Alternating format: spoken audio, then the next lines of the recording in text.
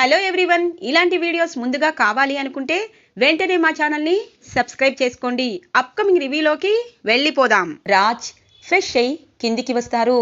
Mummy mummy tiffin చేసావా అని అంటారు. లేదు, నువ్వు కిందికి వస్తే ఇద్దరం కలిసి చేద్దామని అనుకుంటున్నాను అని అంటుంది అపర్ణాదేవి. మమ్మీ, నానమ్మ తాతయ్య వీళ్ళందరూ ఎక్కడికి వెళ్ళారు? ఇల్లంతా సైలెంట్గా ఉందేంటి అని అంటారు. వాళ్ళంతా గుడిలో అర్చన చేయడానికి వెళ్ళారు. నా పేరు మీద ఈరోజు అర్చనలు చేపిస్తున్నారు. నేను ఇంటికి తిరిగి వచ్చాను కదా అనగానే, సరే మమ్మీ, వాళ్ళందరూ వచ్చేలోపు మన ఇద్దరం టిఫిన్ చేయాలి. శాంత శాంత టిఫిన్ అయిపోయిందా అనగానే, అయిపోయింది బాబుగారు అని చెప్పి ఇక ఇడ్లీ అలాగే ఇక గారె దగ్గరికి తీసుకొచ్చి పెడుతుంది. మమ్మీ, నువ్వు ఆయిల్ ఫుడ్ అస్సలు తినకూడదు, నువ్వు ఇడ్లీ మాత్రమే తినాలి, అందుకే శాంతకి ఇడ్లీలే చేయమన్నాను అనగానే, నీకు అది తప్పించి ఇంకేం చేతనవుతుంది? అమ్మ ప్రేమ, నాన్న ప్రేమ, కుటుంబం ప్రేమ, భార్య గురించి నీకు తెలియదు కదా అని అంటుంది అపర్ణాదేవి. మమ్మీ, నువ్వు చెప్పినట్టే ఆ కళావతి దగ్గరికి వెళ్ళాను, కానీ కళావతి మాత్రం నా మీద పీకల దాకా పగ పెట్టుకుంది.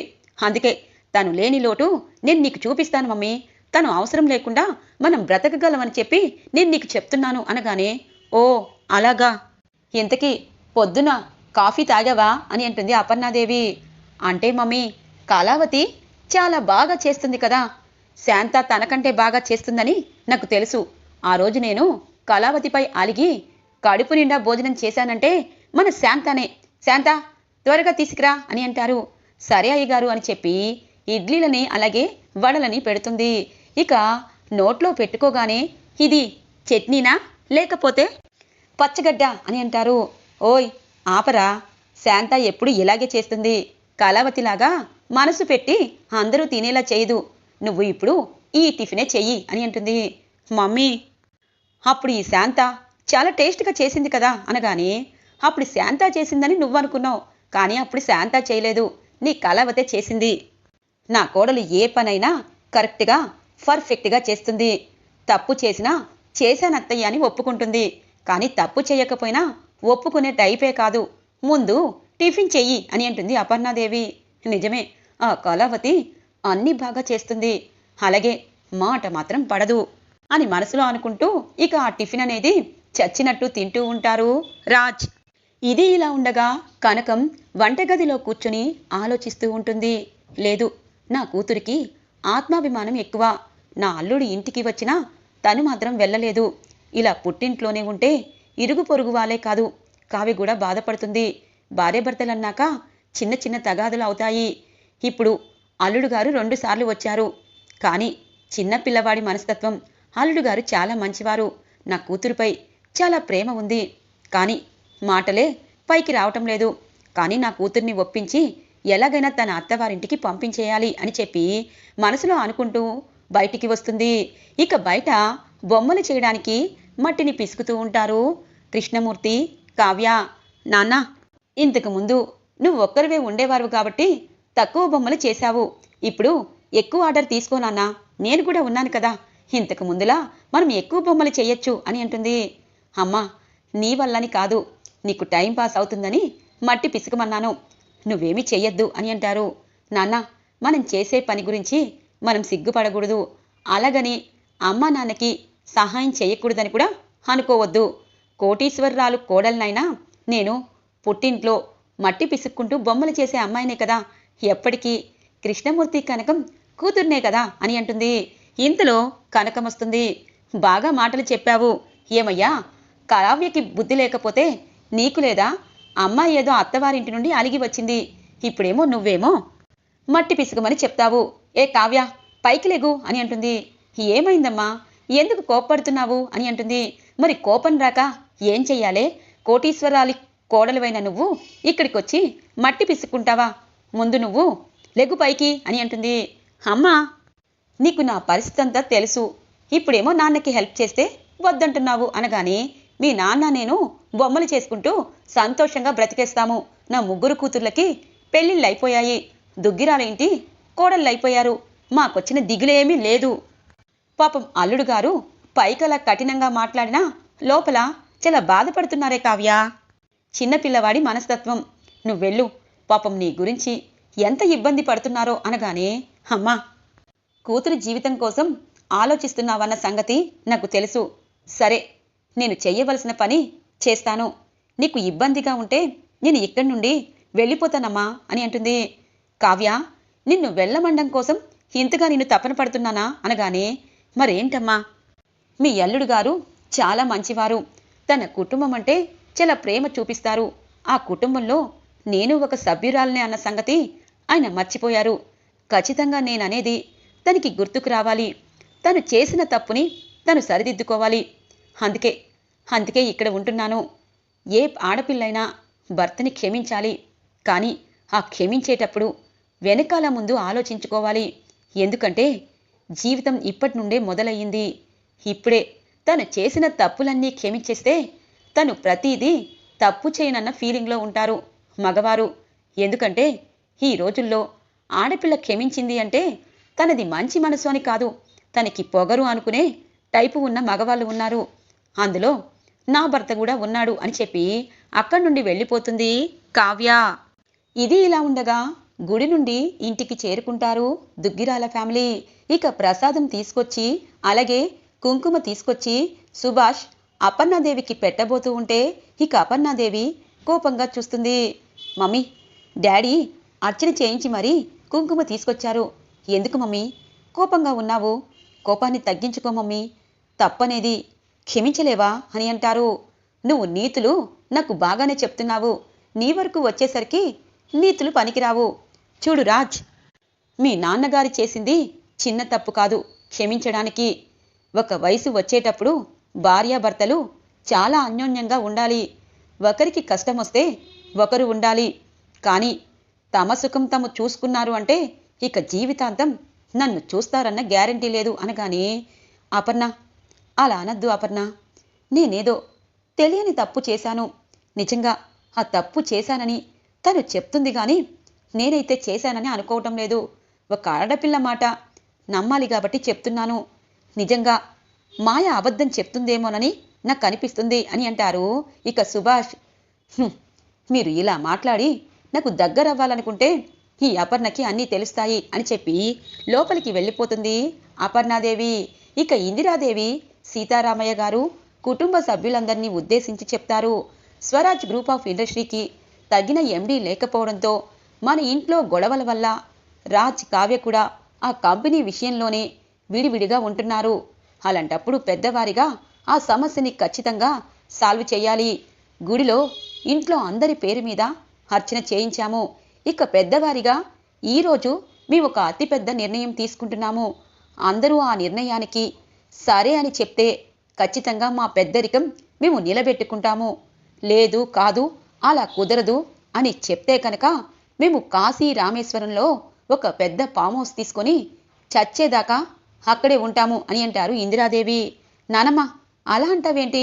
మీరెప్పుడు మాతో ఉండాలి, సంతోషంగా ఉండాలి అనగానే, నువ్వాపు, ఇంకా మేము చెప్పింది పూర్తి కాలేదు. ఏ రుద్రాని, రాహుల్, ధాన్యలక్ష్మి, ప్రకాశం, అపర్ణాదేవి, సుభాష్ అలాగే స్వప్న, మీ అందరికీ మా నిర్ణయం చెప్తాము. మీ అందరూ ఆ నిర్ణయానికి ఓకే చెప్తేనే ఈ ఇంట్లో మేము ఉంటాము. లేకపోతే నేను నా బావ కాశీకి వెళ్ళిపోతాము. ఇప్పుడే పిఏకి చెప్పి అక్కడ ఫామ్ హౌస్ ఎన్ని కోట్లైనా సరే కొనమని చెప్తాను అని అంటారు ఇందిరాదేవి. అత్తయ్య, శాంతంగా ఆలోచించండి. మన కంపెనీ విషయం కాబట్టి ఎవ్వరూ ఏమీ చెప్పలేరు. కంపెనీని ముందుకు నడపాలి అని అంటారు అపర్ణాదేవి. ఇక సీతారామయ్య గారు అంటారు, ఈ ఇంట్లో మన స్వరాజ్ గ్రూప్ ఆఫ్ ఇండస్ట్రీ కోసమే రాజ్, కావ్య దూరంగా ఉంటాను. ఇక అలాంటి పరిస్థితి ఈ ఇంట్లో రాకూడదు. అందుకే నేను కళ్యాణ్ వచ్చేదాకా రాజ్ కంపెనీ బాధ్యతలు చేపట్టకూడదని రాహుల్కి అప్పగించాను. కానీ రాహుల్పై అభియోగం మన కావ్య చేసింది. కావ్య మాటల్లో నిజమెంత, నిజంగా రాహుల్ తప్పు చేశాడన్నది వాదన తీరలేదు. పోనీ కావ్య కూడా నిరూపించలేదు. అలాగే ఆ సమస్య వల్ల రాజ్, కావ్య దూరమయ్యారు. ఇక అపర్ణ కూడా కోమాలోకి వెళ్లే పరిస్థితి వచ్చింది. ఇవన్నీ నేను దగ్గరుండి సమస్యలన్నీ నేను తెలుసుకున్నాను. అందుకే కంపెనీ దగ్గర నుండే నేను మొదలు పెట్టాలనుకుంటున్నాను. రాజ్, ఈ రోజు నుండి నువ్వు స్వరాజ్ గ్రూప్ ఆఫ్ ఇండస్ట్రీకి ఎండీగా వెళ్ళబోతున్నావు. ధాన్యలక్ష్మి నా కోడలు, ఈ ఇంట్లో కోడలుగా ఉంది. తన కొడుకు కష్టాల్లో ఉన్నాడని తను ఏదో అనింది. కానీ ఆ మాటల ప్రకారం నువ్వు అర్హుడివైనా నిన్ను పక్కకి తొలగించడం నాదే పొరపాటు. ఆ రోజు కావ్య నాతో ఆ మాట అన్నప్పటి నుండి నా మనసు కూడా మెలిపెడుతుంది. ఇప్పుడు మా నిర్ణయానికి మీరెవరూ అడ్డు చెప్పినా ఇక్కడ మేము ఉండలేము అని అంటారు సీతారామయ్య గారు. ఇంతలో ధాన్యలక్ష్మి అంటుంది, మామయ్య గారు, అత్తయ్య గారు, పెళ్ళైనప్పటి నుండి మా తల్లిదండ్రుల్లాగే మీరు చూసుకున్నారు. నా కొడుకు రోడ్డు మీద ఉన్నాడు. వాడు ఇంటికి తెచ్చే ప్రయత్నాలు చేయండి. రాజ్ ఎండీగా వెళ్లడంలో నాకు ఎటువంటి అభ్యంతరం లేదు అని అంటుంది ధాన్యలక్ష్మి. ధాన్యలక్ష్మి, అలా మాట్లాడతావేంటి అని అంటుంది రుద్రాణి. రుద్రాణి, నువ్వు వాపు. ఈ ఇంటి సమస్యని ఈ ఇంటి కోడళ్ళు, కూతుర్లు, అలాగే ఈ ఇంటి అత్తామామ చక్కదిద్దుకుంటున్నారు. మధ్యలో ఏ సంబంధం లేని నువ్వు నోరు ఎత్తితే మర్యాదగా ఉండదు. ధాన్యలక్ష్మి, మంచి నిర్ణయం తీసుకున్నావు. అలాగే కళ్యాణ్ అప్పు కూడా మనం వెళ్ళి పిలిస్తే తప్పకుండా వస్తారు అని అంటుంది. అక్క, అప్పు నేను కోడలుగా అనుకోను అనగానే, చూడు ధాన్యలక్ష్మి, ఒకప్పుడు నేను కూడా కళావతిని ఇలాగే అనుకున్నాను. కానీ ఇప్పుడు కళావతి వెళ్తే ఈ ఇంటికి ఎంత లోటు ఉంది అన్నది ఇక్కడున్న అందరికీ తెలిసిందే కదా అని అంటారు అపర్ణాదేవి. ఇక రాజంటారు, తాతయ్య, నాయనమ్మ ఏ నిర్ణయం తీసుకున్నా ఆ నిర్ణయానికి నేను గౌరవిస్తాను. రాహుల్, ఇప్పుడు నువ్వు ఎండీగా లేకపోయినా నా వెనుకాలే నువ్వు నాకు సపోర్ట్ చేస్తూ ముందుకు వెళ్ళు. ఒక్కొక్కసారి ఎలాంటి పరిస్థితులు వచ్చినా కంపెనీని మాత్రం ముందుకు నడిపించేలా ఉండాలి. అది ముందు నువ్వు తెలుసుకొని ఎవరో ఏదో అన్నారని చెప్పి కంపెనీకి రిజైన్ చేసి ఇంట్లో ఉంటాను అన్నావు. అందుకే ఇలా సడన్గా ఏ సమస్య వచ్చినా మనం నోరనేది పైకి అనకూడదు. తాతయ్య మాటని గౌరవిస్తున్నాను. ఈ రోజు నుండి నేను మళ్ళీ కంపెనీకి వెళ్తాను అని అంటారు రాజ్. ఇక రుద్రాణి కోపంతో రగిలిపోతూ ఉంటుంది. ఇది ఇలా ఉండగా కావ్య ఇక కనకం మాటలకి బాధపడుతూ ఉంటుంది. ఇంతలో సంజయ్ వస్తారు. అమ్మ కావ్య, పెద్దింటి కోడలివైనా పుట్టింటికి ఎందుకు వచ్చావు అని అడగటం లేదు. నా ఇంటికి వచ్చి మరి నాకు పని కల్పించమని అన్నావు. అందుకే నీకోసం ఆలోచించాను. ఇక్కడ సామ్రాట్ గ్రూప్ ఆఫ్ ఇండస్ట్రీ అని పెద్ద కంపెనీ ఉంది. ఆ కంపెనీలో కొత్త కొత్త డిజైన్స్ కావాలని చెప్పారు. ఆ పని నేను కుదుర్చుకొని వచ్చాను. ఇదిగో వాళ్ళు అడ్వాన్స్గా డబ్బులు కూడా ఇచ్చారు. డిజైన్స్కి కావలసిన అన్ని వస్తువులు తీసుకుని ఈ రోజు నుండే డిజైన్ స్టార్ట్ చేయి అని అంటారు. ఇక కావ్య చాలా సంతోషపడుతుంది. థ్యాంక్ యూ సో మచ్ సామ్రాట్ గారు. ఒక ఆడపిల్ల దేనికి పుట్టింటికి వచ్చిందన్నది అందరికీ అర్థమవుతుంది. కానీ ఇంట్లో ఉండి కూర్చునే కంటే ఏదో ఒకటి చేస్తే బాగుంటుంది కదా అని అంటుంది. ఏం వద్దు అని అంటుంది కనకం. ఇక అక్కడి నుండి సౌజన్యరావు వెళ్ళిపోతారు. అమ్మ, మట్టి పిసికితే ఊరుకోలేదు. ఇప్పుడు నేను డిజైన్స్ వేస్తాను. నాకు తృప్తిగా ఉంటుంది. మీ అల్లుడు గారు తన తప్పు తెలుసుకునే రోజు వస్తుంది. అప్పుడు నేను వెళ్తాను అని అంటుంది కావ్య. నీ ఇష్టం అని అంటుంది కనకం.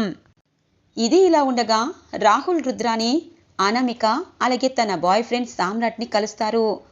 ఏంటి అనామిక, నువ్వు కొత్త బాయ్ ఫ్రెండ్ని పట్టేశావు కదా అనగానే, ఆంటీ, కొత్త బాయ్ ఫ్రెండ్ అని కాదు.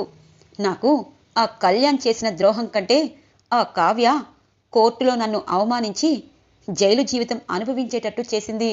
అందుకే సామంత్ గ్రూప్ ఆఫ్ ఇండస్ట్రీ అయిన సామ్రాట్ని నేను ప్రేమతో మెప్పించాను. ఇప్పుడు నేను ఏం చెప్తే అదే చేస్తారు. కానీ నాకు మీ నుండి సహాయం కావాలి అని అంటుంది అనామిక. అయ్యో అనామిక, మనం ఒకటి. అప్పుడు నువ్వు ఏదేదో చేశావు. నీకు సపోర్ట్ చేసినా ఆ ఇంట్లో వాళ్ళు నన్ను గెంటేస్తారు. అందుకే నీకు సపోర్ట్ చేయలేకపోయాను. ఇప్పుడు నీకు ఏం చెయ్యాలనుకున్నా ఖచ్చితంగా సహాయం చేస్తాను అని అంటుంది రుద్రాని. ఇక రాహుల్ అంటారు, తప్పకుండా అనామిక, ఖచ్చితంగా నీకు సహాయం చేస్తేనే ఆ ఇంట్లో మాకు కూడా గౌరవం ఉంటుంది అనగానే, అంటే ఇప్పుడు మీకు నాకు ఒకరికి ఒకరి అవసరం ఉంటుంది అంతే కదా అని అంటుంది. అవునవును రాహుల్, నువ్వు ఎప్పట్లాగే కంపెనీకి వెళ్ళిపో. అక్కడ ఉన్న డిజైన్స్ అన్నీ మా కంపెనీకి వాట్సాప్లో పెట్టు. వాళ్ళకండే వారం రోజుల ముందే ఆ డిజైన్స్ అనేవి మేము బయట పెడతాము. అప్పుడు మా డిజైన్సే అవుతాయి. ఈలోపు స్వరాజ్ గ్రూప్ ఆఫ్ ఇండస్ట్రీ ఆ డిజైన్స్ అనేవి బయటికి తెచ్చినప్పుడు వాళ్ళపై కేసులు వేస్తాము. ఇక అప్పుడు అక్కడి నుండి మొదలవుతుంది వాళ్ళ పతనం అనగానే, సూపర్ అనామిక, నీ ప్లాన్ సూపర్. సరే, ఈ రోజు నుండే నేను ఏమీ తెలియని వాళ్ళ ఆఫీస్కి వెళ్ళి ఆ డిజైన్స్ అన్నీ మీకు షేర్ చేస్తాను అని అంటారు రాహుల్. చూడు అనామిక, ఈసారి ప్లాన్ పగడ్బందీగా ఉండాలి. స్వరాజ్ గ్రూప్ ఆఫ్ ఇండస్ట్రీ నేలమట్టం కావాలి. రాజ్ ఎందుకు పనికిరాడని చెప్పి అనుకోవాలి. నీకొక విషయం తెలుసా? ఆ కావ్య ఇంటి నుండి బయటికి వెళ్ళిపోయింది. అంటే ఇప్పుడు రాజ్ ఒంటరివాడు. దెబ్బపై దెబ్బ స్వరాజ్ గ్రూప్ ఆఫ్ ఇండస్ట్రీ కిందికి వస్తే రాజ్ కుప్పకూలుతాడు. రాజ్ కుప్పకూలితే సామ్రాజ్యం స్థితిలావస్థకి వస్తుంది. అప్పుడు రాజ్యం మనదే అవుతుంది అనగానే, ఎస్ ఆంటీ, ఇదంతా నా పియాన్సీకి తెలియకుండా నేను మాట్లాడుతున్నాను. తనంటే నాకు ప్రేమ లేదు, తన్ని యూస్ చేసుకుంటున్నాను అని అంటుంది అనామిక. సరే అనామిక, ఒకరికి ఒకరం సహాయం చేసుకుంటే కోట్ల ఆస్తి మన చేతికి వస్తుంది. అటు సామ్రాట్కి నువ్వు కుర్చీటోపీ పెట్టు, ఇటు నేను దుగ్గిరాల వారికి నడి రోడ్డు మీదకి తీసుకువస్తాను. ఆస్తి పాస్తులన్నీ నా కొడుకు నేను ఎలా లాక్కోవాలో నాకు తెలుసు అని అంటుంది రుద్రాణి. ఇక అనామిక, రుద్రాణి, రాహుల్ తమలో తాము రాక్షసంగా నవ్వుకుంటూ ఉంటారు. ఇది ఇలా ఉండగా ఇక రాజ్ ఆఫీస్కి చేరుకుంటారు. సంజయ్ ఆఫీస్కి వస్తారు. ఏంటి ఇలా వచ్చావు అని అంటారు. ఇక సంజయ్ అనుకుంటారు, పాపం కావ్య మేడం నేను కొత్త కంపెనీ నుండి డిజైన్స్ తీసుకొచ్చానని అనుకున్నారు. కానీ తమ అత్తవారింటైనా స్వరాజ్ గ్రూప్ ఆఫ్ ఇండస్ట్రీకే తమ డిజైన్స్ కావాలని చెప్పి అనుకున్నానని అనుకోలేదు. రాజ్ సార్కి నేను ముందే చెప్పాను అని చెప్పి అనుకుంటారు. ఏంటి, ఆ కళావతి నీకు పని అడిగింది, ఇప్పుడు పనిని నువ్వు కల్పించావు, ఇక్కడ నుండి వర్క్ వెళ్తుందని నువ్వు చెప్పకూడదు అని అంటారు రాజ్. సార్, నేను ఎందుకు చెప్తాను? అటువైపు కావ్య గారు చాలా మంచివారు, మీరు మంచివారే. తమ డిజైన్స్ మళ్ళీ తమ అత్తవారింటి కంపెనీకే వస్తున్నాయి. కానీ తనకు తెలిస్తే ఒప్పుకో సార్ అని అంటారు ఇక సంజయ్. సరే, డిజైన్స్ అనేవి పంపించిందా మా కళావతి అనగానే, అయ్యో మేడం గారు పనిలో సిన్సియర్, తను పంపిస్తారు సార్, మీరేమీ టెన్షన్ పడద్దు అని అంటారు. సరే అని అంటారు రాజ్. ఇక సంజయ్ కావ్యకి అబద్ధం చెప్పి స్వరాజ్ గ్రూప్ ఆఫ్ ఇండస్ట్రీకి కావలసిన డిజైన్స్ తనతో వేయించడానికి ఇక కొత్త ప్లాను వేస్తారు. ఇటు రాజ్ మంచితనం, అటు కావ్య మంచితనం తెలుసుకున్న సంజయ్ వీళ్ళిద్దరినీ కలపాలని అనుకుంటూ ఉంటారు. ఇది ఇలా ఉండగా కావ్య డిజైన్స్కి వేసే మెటీరియల్ తేవడానికి బయటికి వస్తుంది. ఇక అన్ని డిజైన్స్ కావలసిన కొన్ని మందంగా ఉండే పేపర్స్, అలాగే స్కెచెస్, ఇలా చాలా రకాలు కొనుక్కుంటూ బయటికి వస్తూ ఉంటే అనామిక కనిపిస్తుంది.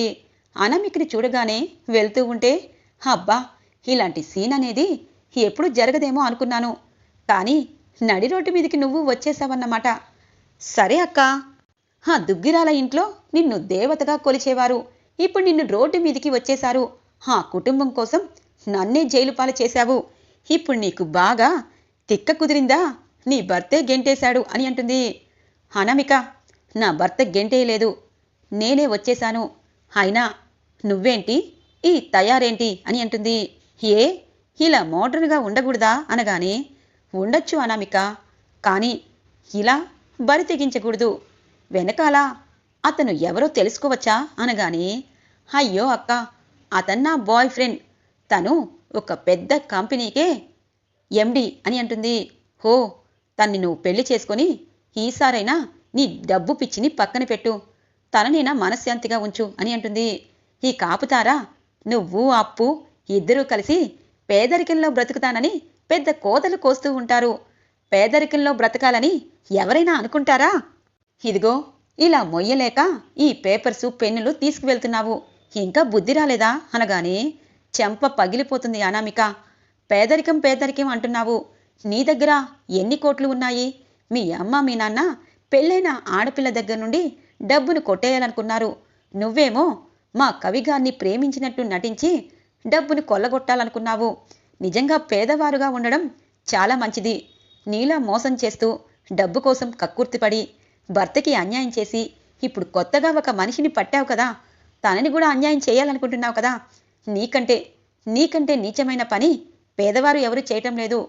పేదవారు అంటే పెద్దింటి వారికి లోకువా అనుకుంటారు. ఆ పేదవారు లేకపోతే పెద్దింటి వారు ఏమీ చేయలేరు. ఇకపై ఇలా కనిపించి నా గురించి, నా కుటుంబం కోసం ఏదైనా మాట్లాడావు అంటే నాలుక కోసేస్తాను. నువ్వు ఎవరినో పట్టావు, అతన్ని ఉద్ధరించు, మమ్మల్ని కాదు అని అంటుంది కావ్య. అంటే నీ భర్త వదిలేసినా నీకు పొగరు తగ్గలేదు అనగానే, హే, నా భర్త వదిలేయడం ఏంటే? ఈరోజు నేను ఆ ఇంటికి వెళ్తే నా భర్త నన్ను మహాలక్ష్మిలా చూసుకుంటాడు. కానీ కవి గారు నిన్ను చీదరించుకొని విడాకులిచ్చాడు. నీకు నాకు అదే తేడా. ఇంకొకసారి నా జోలికి వచ్చావు అంటే నీకు నేను సమాధానం చెప్పను, చెయ్యాల్సిన శుద్ధే చేస్తాను అని చెప్పి ఇక కావ్య అనామికకి గట్టిగా గడ్డి పెట్టి అక్కడి నుండి వస్తూ ఉంటుంది. ఈరోజు ఎపిసోడ్ ఇలా ఇంట్రెస్టింగ్గా ఎండ్ అవుతుంది ఫ్రెండ్స్. రాబోయే ఎపిసోడ్స్ కోసం మా ఛానల్ని సబ్స్క్రైబ్ చేసుకోండి.